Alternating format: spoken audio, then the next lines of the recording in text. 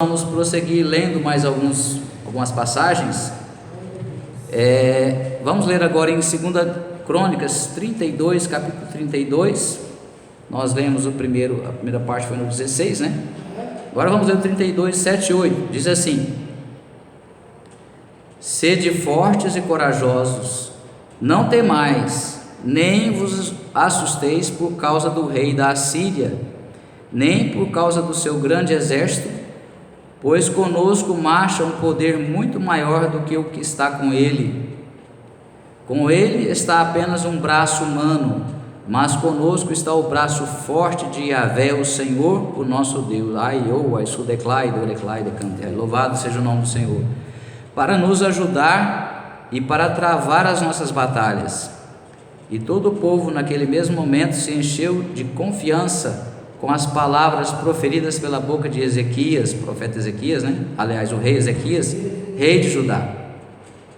Amém? Rei Ezequias.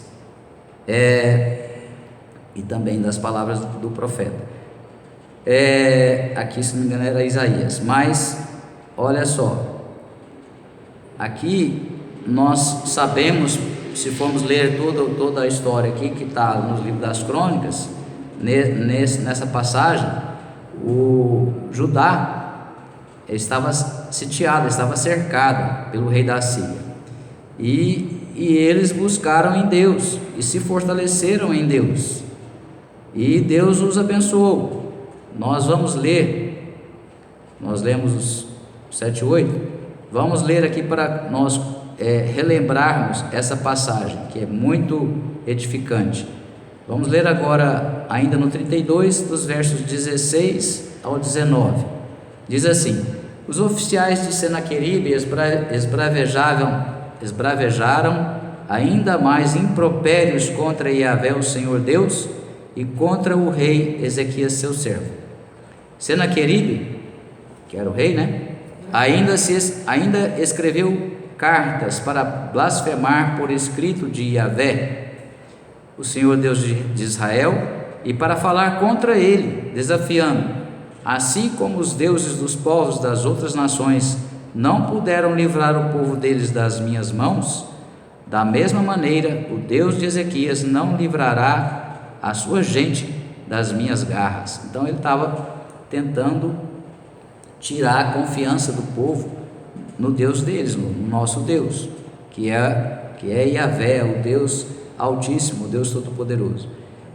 Em seguida, todos os comandantes e servos de Senaqueribe bradaram na língua dos judeus contra o povo de Jerusalém, que estava sobre a muralha, com o objetivo de os atemorizar e os desesperar, e com isso conquistaram toda a cidade. Já viu falar no ditado que cão que ladra não morde? É claro que tem alguns que mordem, né? Mas qual que é o sentido? Está relacionado com isso aqui, porque o inimigo, ele tenta nos amedrontar, e aqui está simbolizando o diabo, né? Aqui é a ação do diabo que estava por trás daquele povo ali, que estava zombando de Deus, porque se alguém zombar de Deus, pode saber que é Satanás purinho, não tem outra opção. Então, quando às vezes um cachorrinho pititinho fica latindo, basta um peteleco nele, ele sai rolando para lá, mas às vezes a pessoa fica com medo por causa daquela latição do cachorro. Então, assim também nós estamos fazendo referência para nós compreendermos que o nosso Deus é muito mais poderoso do que um cachorrinho. O Senhor Jesus é comparado com o leão da tribo de Judá, amém? O leão é o rei da selva, ele é o animal mais temido, dentre todos os animais, o animal que é mais temido é o leão. Por isso que se diz que ele é o Senhor Jesus, que faz essa comparação com o Senhor Jesus, porque não tem nenhum outro animal que é mais temido do que o leão. Vejamos então, paramos no 18, né? 19. Gritaram ultrajes contra o Deus de Jerusalém, da mesma forma como ridicularizavam os deuses das nações pagãs que de fato não passam de obras produzidas pelas mãos humanas.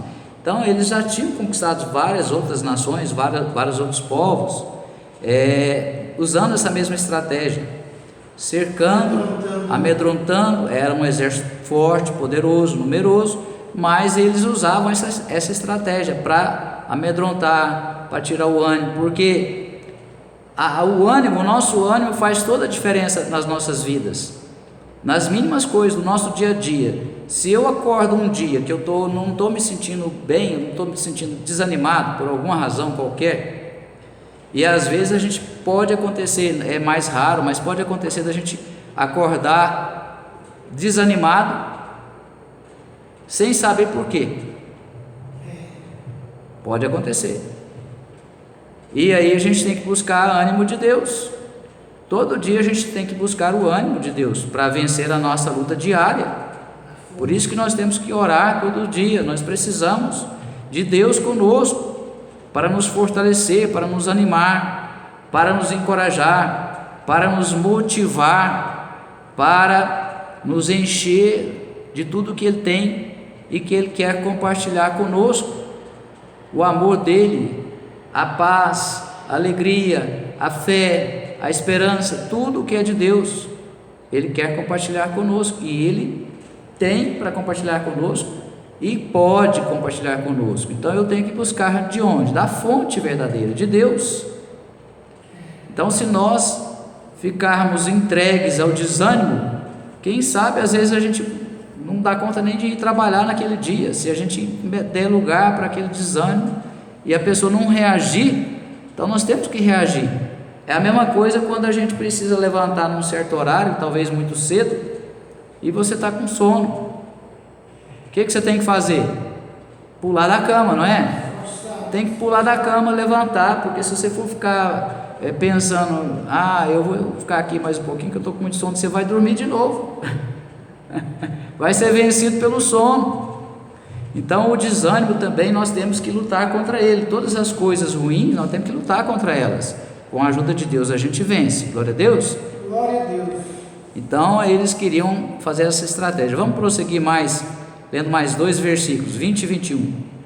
Diz assim, ainda em Crônicas 32, segundo livro das Crônicas 32, agora versos 20 e 21.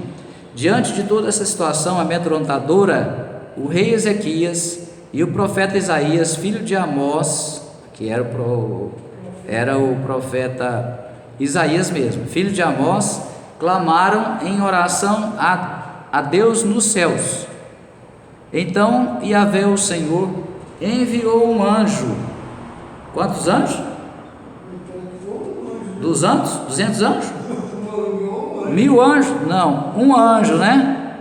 Olha só, o Senhor enviou um anjo que aniquilou todos os experientes soldados, líderes e oficiais no próprio acampamento do rei assírio, de forma que este bateu em retirada para suas terras sob profundo sentimento de derrota e vergonha. Eu não lembro bem qual a outra passagem, mas se eu não me engano foram 175 mil soldados que foram exterminados nesse dia por um único anjo enviado por Deus. Louvado seja o nome do Senhor. Que maravilha de Deus é o nosso, né? Olha aí o poder de Deus se revelando para quem confia, porque se eles ali tivessem se deixado vencer pelo medo e não buscado se fortalecer em Deus, Deus não teria vindo ao socorro deles, em socorro deles. Mas Deus ouviu as orações deles, o clamor deles e a fé deles, a confiança deles, a esperança deles. E aí o que Deus fez? Enviou um anjo. Bastou um anjo, passou a espada em 175 mil soldados, e o rei, como se diz, teve que voltar para casa com o rabinho no meio das pernas, né? Glória a Deus. E seguindo aqui, o rei voltou, né? Sob profundo sentimento de derrota e vergonha. E certo dia, ao caminhar pela nave do templo, lá na terra dele, lá na Síria, do seu Deus, o falso Deus que ele cria, alguns dos seus próprios filhos investiram contra ele e o assassinaram ao fio da espada. Então aí foi zombar de Deus, né? Foi brincar com Deus, né? Achando que o nosso Deus é igual a um homem qualquer, né? E se deu mal. Mas o nosso Deus não é brincadeira, não. A gente tem que saber que Deus nos ama, que Ele quer nos tratar como filhos, mas nós temos que saber também que Deus, Ele é rigoroso, Ele não é injusto, Ele é bondoso, é amoroso, mas dentro daquilo que Ele requer, Ele tem paciência, tem misericórdia, mas a pessoa não pode ultrapassar o limite não, com Deus, senão se dá mal. Segundo a Bíblia, existe uma diferença entre o que serve a Deus e o que não serve a Deus. É o que nós vimos nessa situação. Quem servia a Deus foi vitorioso, bastou orar, crer, confiar em Deus. Deus enviou o anjo, derrotou todo o exército e fez o líder deles, o rei, voltar envergonhado. Malaquias 3,18 diz assim: então vocês verão a diferença entre o tratamento que Deus dá aos justos e aos maus, entre os que servem e os que não os servem. Então tem diferença entre quem é justo e quem é mau. Deus trata o justo de uma forma, trata o mau de outra forma. Não vem com essa de falar, não, Deus me conhece, Deus sabe o meu coração, Deus me ama do jeito que eu sou. Não, Deus ama, mas Deus não aprova o comportamento errado de ninguém, não. Então tem diferença no tratamento de Deus, que Deus dispensa, na medida também do nosso comportamento. Amém? Então nós vamos agora ler em Jeremias, no capítulo 17, para já ir caminhando para o final da mensagem de hoje. Jeremias 17, vamos ler os versos de número 5 e 6.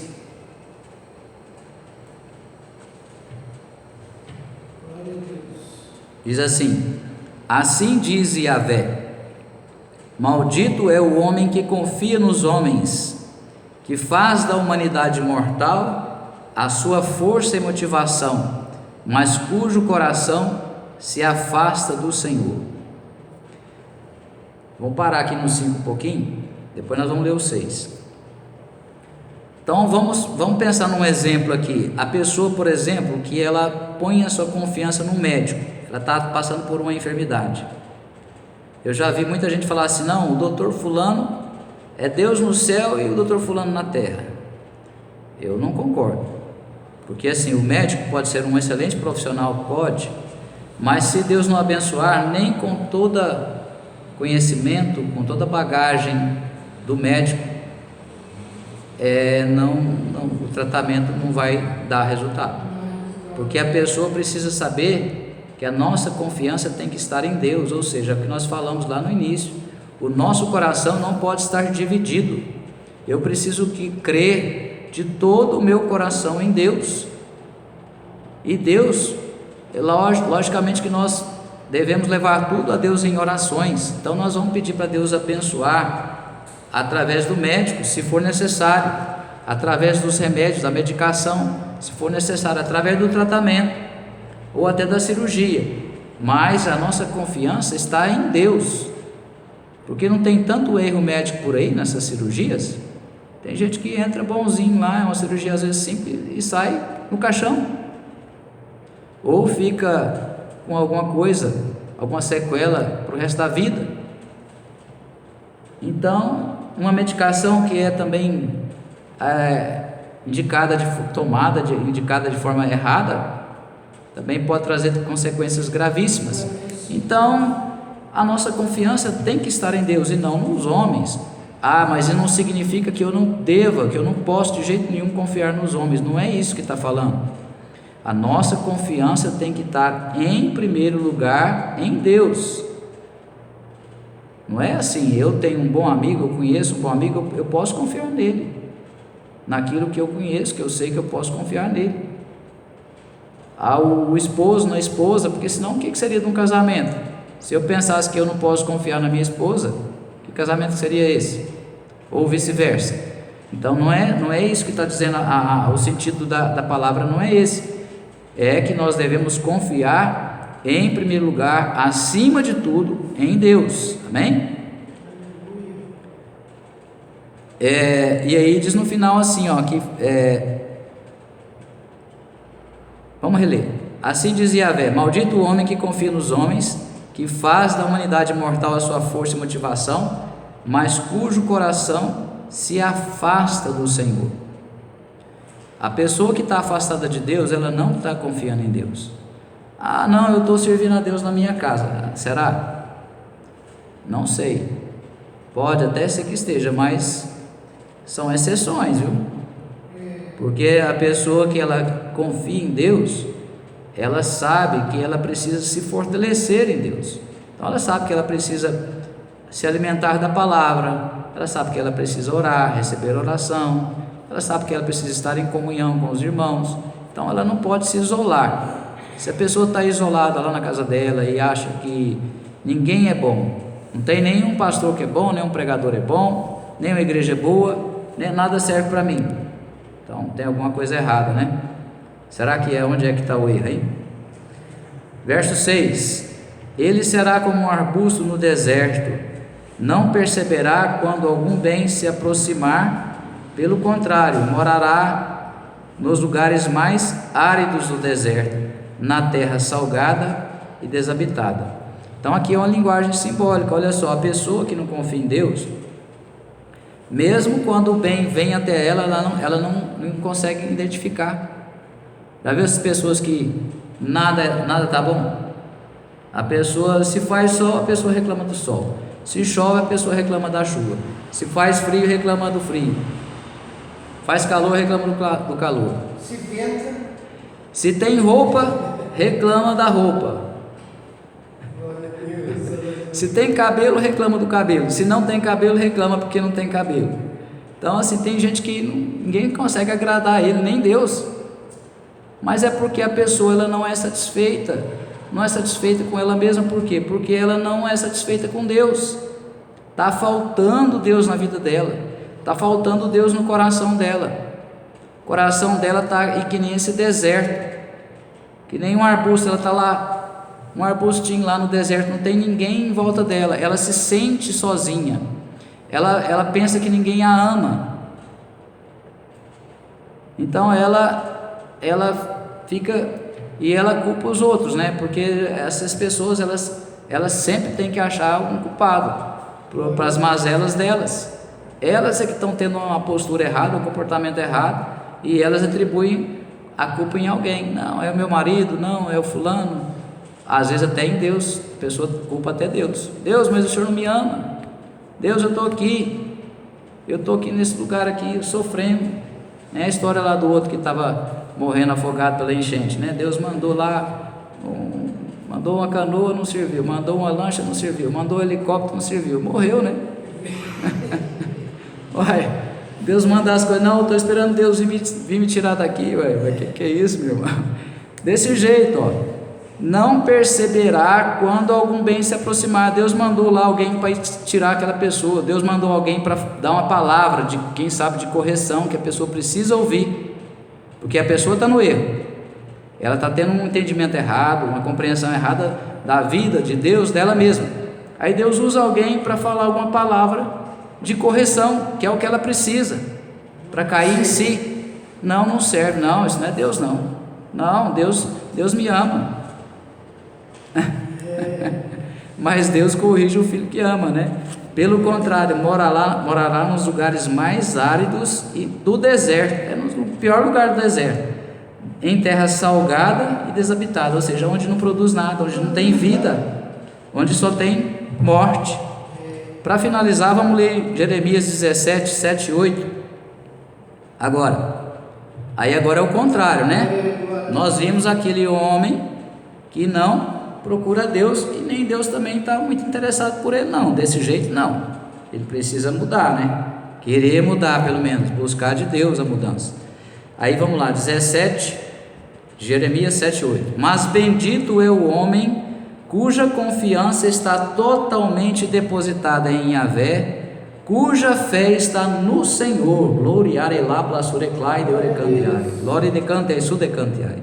Ele será como uma árvore plantada junto às boas águas e que estende as suas raízes para o ribeiro, uma árvore que não se afligirá quando chega o calor, porque as suas folhas estão sempre viçosas, não sofre de ansiedade durante o ano da seca, nem deixará de dar seu fruto. Glória a Deus, louvado seja o nome do Senhor. Então é assim, quando nós colocamos a nossa confiança totalmente em Deus, o nosso coração está totalmente cheio de Deus, ou seja, eu quero que Deus seja o meu Senhor, reine absoluto na minha vida, eu quero obedecer, eu quero me sujeitar, eu quero agradar a Deus, eu quero conhecer mais a Deus, eu quero tudo de Deus que Deus tem para mim. Então eu vou ser como essa árvore que é plantada junto às águas, que ela nunca seca, tá sempre, as suas folhas estão sempre viçosas, sempre verdes, ela não seca, e ela produz frutos, se for uma árvore frutífera, e no mesmo na época da seca, ela não deixará de dar seu fruto, ela vai produzir mesmo na hora que está. Então assim, essa pessoa é aquela pessoa que mesmo na hora da crise, ela está confiando em Deus. Lembra de Silas e Paulo na prisão? Estavam lá presos, acorrentados, foram açoitados, e eles estavam lá orando e louvando a Deus. Por quê? Porque a confiança deles estava em Deus. Aí o que Deus fez? Soltou eles, né? O próprio Deus soltou. Mas nós precisamos, na hora de uma enfermidade, na hora de um problema, porque todos mesmos nós cristãos, estamos sujeitos a passar por alguma coisa. Todos os homens estão sujeitos às mesmas coisas, mas nós temos que confiar em Deus. Então, quem é o homem que Deus procura? Agora, realmente, para finalizar, João 4, 23 e 24. Mas a hora está chegando, e de fato já chegou, em que os verdadeiros adoradores adorarão o Pai em espírito e em verdade, pois são esses que o Pai procura para seus adoradores. Olha aí quem é que Deus procura. São esses que o Pai procura para ser seus adoradores, para ser seus adoradores. Deus é espírito e é necessário que os seus adoradores o adorem em espírito e em verdade. Amém?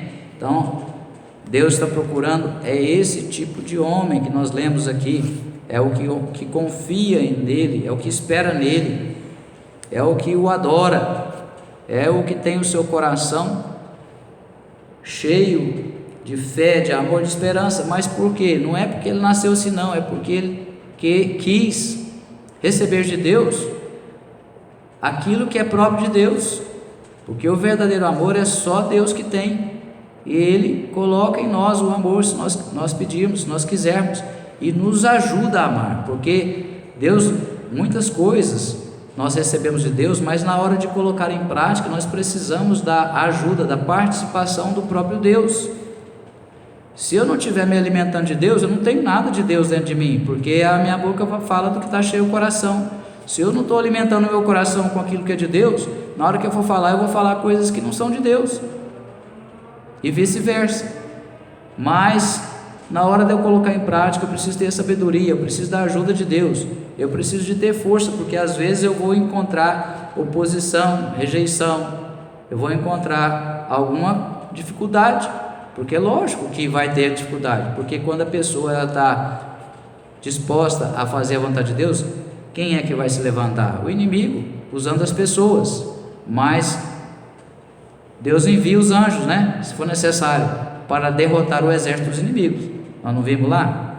Então também tem um sentido figurado. Sempre que nós entrarmos numa batalha, se for uma batalha humana, Deus vai nos dar sabedoria, vai nos dar força. Se for uma batalha espiritual, ou sempre, como costuma acontecer, as duas ao mesmo tempo, podemos ficar tranquilos que Deus vai derrotar o nosso inimigo. Se nós estivermos fazendo aquilo que Ele quer, da forma como Ele quer, com certeza nós não precisamos ficar preocupados nem com medo do nosso inimigo, porque ele já está, a bem da verdade, derrotado. já está condenado. Ele não está preso ainda, mas ele está derrotado. Então Jesus já o derrotou, amém? Então nós, se quisermos ser tais pessoas a quem Deus procura, nós devemos meditar nesses comentários, nessas leituras.